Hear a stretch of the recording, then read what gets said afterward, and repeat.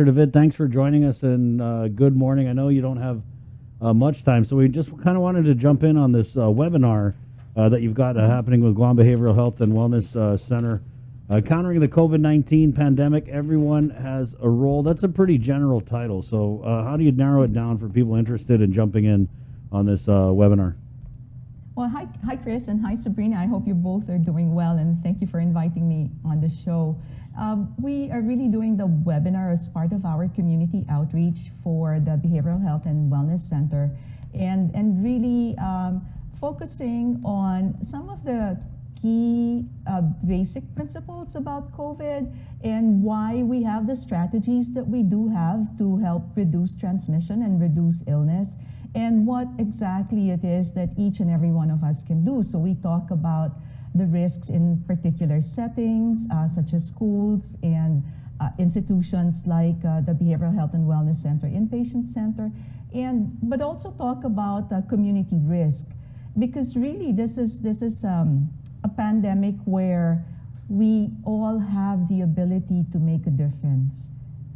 Yeah. What do you mean we all have the ability to make a difference? We all have the ability to protect ourselves and protect our community. And I think one of the things that we are so fortunate here in Guam is that the resources are available for testing, for vaccination, and for treatment. I was telling you, in the Philippines, not everyone has the same access to vaccines and testing that we do have. And those who sometimes want to get tested and treated have to pay for it out of pocket. So it can be a huge strain for the populations. And there are many countries in that situation. So, we have the resources here in Guam. Right. Yeah, we are very fortunate in that aspect. Do you think that the community gets it? That when you talk about everyone has a role, right? And so, for example, like this surge, it is going to take the community to kind of beat it back, right? So, do you think on Guam that we kind of grasp the role that we play in this pandemic, maybe more so than they do in, like, let's say, the States? I think one of our strengths in Guam is that we are very community oriented. We have a lot of care and concern for family and for our neighbors and friends.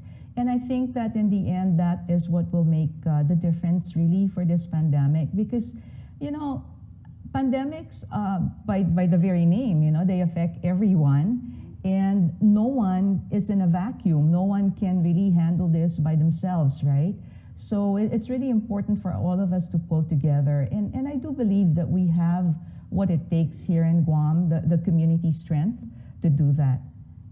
Well, Dr. David, we don't want to keep you too long because I know you got to run. We threw up the registration info in the comments, and good luck on Monday, okay? And hey, don't be a stranger. We had you on. I remember it was last year. You did a big presentation, and I know you're still one of the doctors who meets with the governor regularly. So we value your perspective, and we'd love to have you back on when you have more time. Anytime, Chris, for you guys, anytime. Thanks so much, and you both stay safe. Thank you, Dr. David. There you go. Hey, it's 9:06. We're going to take a break, and then we're coming back with Tomas Manglotnia. We're going to talk a little bit about his new show called Pacific Matters. And, we got an interesting clip, a really interesting clip, because we've been talking about locking down the island for a number of weeks. That has kind of been, honestly, the people in the community, when you judge from talking to people, looking at the comments, because people feel it worked so well last time, it's just obviously been a recurring topic.